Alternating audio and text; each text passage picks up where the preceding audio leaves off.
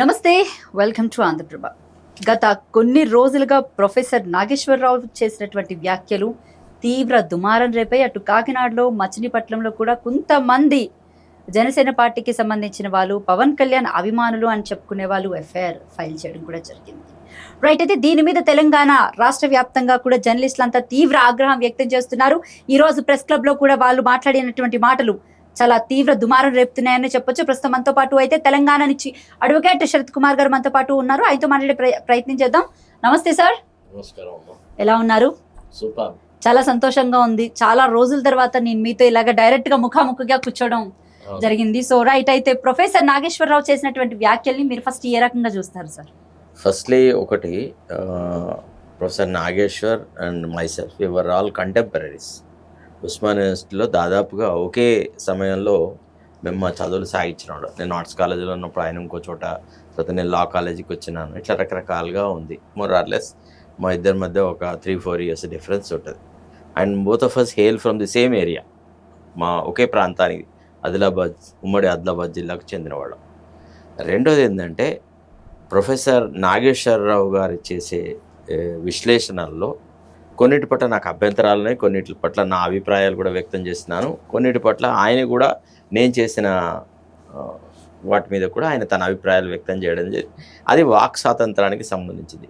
అభిప్రాయ భేదం వేరు, వ్యక్తిగతమైనటువంటి ద్వేష భావన వేరు.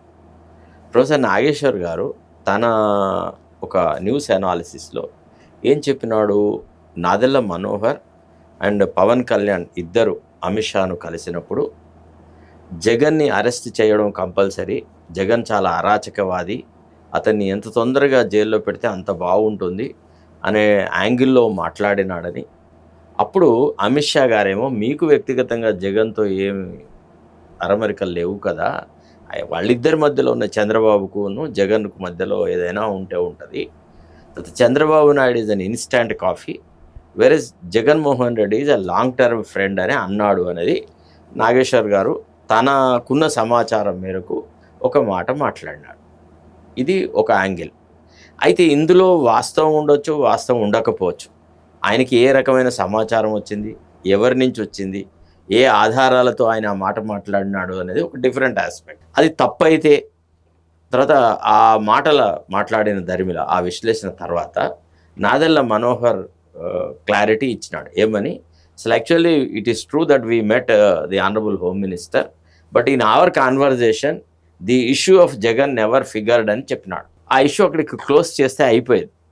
కాగానే ఆ తర్వాత కొంతమంది ఈ ఔత్సాహిక పారిశ్రామికవేత్తలు ఉన్నారు కదా, కొంతమంది అంటే ఏదో రకంగా వ్యక్తిగతంగా ఏ రకమైన స్థాయి లేని వాళ్ళు, వ్యక్తిగతంగా రాజకీయాలలో పలుకుబడి లేని వాళ్ళు, గుర్తింపు లేని వాళ్ళు అందరూ ఈ చొక్కాలు దించుకొని ప్రొఫెసర్ నాగేశ్వర్ మీద ఒక రకమైన విమర్శనాత్మకమైన ధోరణులు, తర్వాత ఎఫ్ఐఆర్లు వేయడము, ప్రొఫెసర్ నాగేశ్వర్ను పేటీఎం బ్యాచ్ అని అనడం, ఒక 3rd class ఛానల్, తర్వాత ప్రొఫెసర్ నాగేశ్వర్ను వచ్చేసేసి కుహనా రాజకీయ విశ్లేషకుడు అని, తర్వాత సోకాల్డ్ మేధావి, సోకాల్డ్ జర్నలిస్ట్ అని లోకేష్ అనడము, ఇట్లాంటి సంఘటనలు అన్నీ జరిగినాయి. కొంతమంది ఏమో ఎఫ్ఐఆర్లు బుక్ చేసినారు.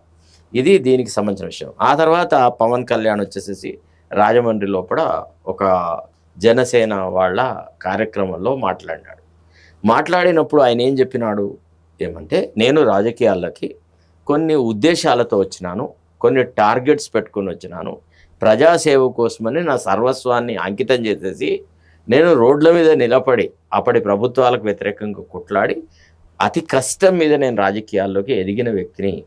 ఫస్ట్ తన కార్యకర్తలకు ఏం చెప్పినాడు, నాకు కులతత్వం అంటకట్టకండి, నేను ఒక కులానికి చెందిన నాయకుడిని కాదు, నా దృక్పథం కులతత్వం కాదు, దయచేసి ఆ రకమైన మాటలు మాట్లాడకండి అన్నాడు. తర్వాత ఇంకొక మాట ఏం చెప్పినాడు, నన్ను విమర్శించడం ద్వారా, నా వ్యక్తిత్వాన్ని చిన్నబుచ్చడం ద్వారా కొంతమంది ఎదగాలనుకుంటున్నారు. నేనెప్పుడు జగన్ యొక్క నాశనాన్ని కోరలేదు, జగన్ నాశనం అవుతే నేను అభివృద్ధిలోకి వస్తా అనే ఆలోచన నాలో ఎన్నడూ లేదు, ఎప్పుడు ఆ రకంగా చేయను, నేను శత్రువును బలంగా ఉన్నప్పుడే కొడతాను, బలహీనుడైన శత్రువుని కొట్టను. ఇవన్నీ ఆయన అన్న మాటలు అని ప్రొఫెసర్ నాగేశ్వర్కు సంబంధించి పేరు తీయలేదు, పేరు తీయకుండా ఆయన ఒక మేధావి, ఒక జర్నలిస్టు, రకరకాలుగా నా గురించి మాట్లాడాడు. నన్ను విమర్శిస్తూ ఆయన ఒక వ్యాఖ్యానం చేశారు. ఆయన ఏదో తెలుసో తెలియకో పొరపాట్లో ఆవేశంలో మాట్లాడి ఉంటాడు అని చెప్తూ కొంతమంది నా వ్యక్తిత్వం హననంకే ఒక టార్గెట్గా పెట్టుకొని కొన్ని ఛానల్ చేస్తారు. అయితే నా సహనానికి కూడా కొన్ని హద్దులు ఉన్నాయి. నేనంటూ ఒకవేళ సహనం కోల్పోతే, నేను కూడా వాళ్ళు ఏ రకంగా నా పట్ల ప్రవర్తిస్తున్నారో ఆ రకంగా నేను ప్రవర్తించకపోతే నన్ను ఇంకా ఎక్కువ సహనం చూపెడితే నన్ను అసమర్థుడు అనుకుంటారు. కాబట్టి ఇక నుంచి అట్లాంటి ఆటలు సాగనివ్వము, ఇక నుంచి ఎట్లాంటి వాళ్ళకు అట్లాంటి సమాధానమే చెప్తాను అనేటువంటి మాట మాట్లాడినాడు. ఇది ఇంకా అంటే ఈ రకంగా ఎప్పుడైతే పవన్ కళ్యాణ్ కొంత గాలి ఊదినాడో తన కార్యకర్తలకి, తన వాళ్ళకి, ఇంకా రెచ్చిపోయి ప్రొఫెసర్ నాగేశ్వర్ గురించి మాట్లాడడం అది ఇది చేసినారు. ఇప్పుడు క్వశ్చన్ ఏంటంటే, ప్రొఫెసర్ నాగేశ్వరరావు ఏదైతే మాట్లాడినాడో దాన్ని ఏ సెక్షన్ కింద కేసు పెడతారు, ఏమని అంటారు? అది ఆయన మాట్లాడిన దాంట్లో వాస్తవం లేదు అని చెప్పి కొట్టేయచ్చు. లేదా పవన్ కళ్యాణ్ మరోసారి క్లారిటీ ఇవ్వచ్చు. ఏమని? ఒక ఆయన రాజకీయ విశ్లేషకుడు, కొంతకాలంగా రాజకీయాల్లో ఉన్న వ్యక్తి, 2 సార్లు ఎమ్మెల్సీగా పనిచేసినాడు, ఓ మంచి టీచరు, మంచి వక్త. ఆయన నా గురించి ఇట్లా మా మీటింగ్ గురించి ఇట్లా తప్పుడు సమాచారం చెప్పినాడు. అది తప్పండి నాగేశ్వర్ గారు, మీ మాటలు మీరు సర్దుకోండి అని చెప్తే బాగుండేది. అయినా నాదెళ్ల మనోహర్ ఎప్పుడైతే క్లారిటీ ఇచ్చినాడో, ప్రొఫెసర్ నాగేశ్వర్ గారు తన కామెంట్స్ని విత్డ్రా చేసుకుంటే బాగుంటుంది అని అన్నప్పుడు, maybe as a good will measure, లేదా జన సైనికులు తన మీద ముప్పేట దాడి చేస్తున్నారు కాబట్టి భయంతోనో, లేదా ఏదో కారణాల వల్ల ప్రొఫెసర్ నాగేశ్వర్ మాత్రం తాను మాట్లాడిన మాటలను విత్డ్రా చేసుకున్నాడు.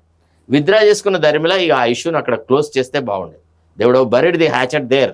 కానీ అట్లా కాకుండా ప్రొఫెసర్ నాగేశ్వర్ మీద కేసులు పెట్టేసేసి పోలీసులను తెలంగాణకు పంపించి ప్రొఫెసర్ నాగేశ్వర్ను అరెస్ట్ చేయించి ఆంధ్రాకు తీసుకెళ్ళడం, ఎవరో ఆయన కొమ్మినేని శ్రీనివాసరావుతో గతంలో టీడీపీ బిహేవ్ చేసినట్టుగా ఆయన లాగానే ప్రొఫెసర్ నాగేశ్వర్ను చూడాలన్నటువంటి ప్రయత్నం చేసినారు.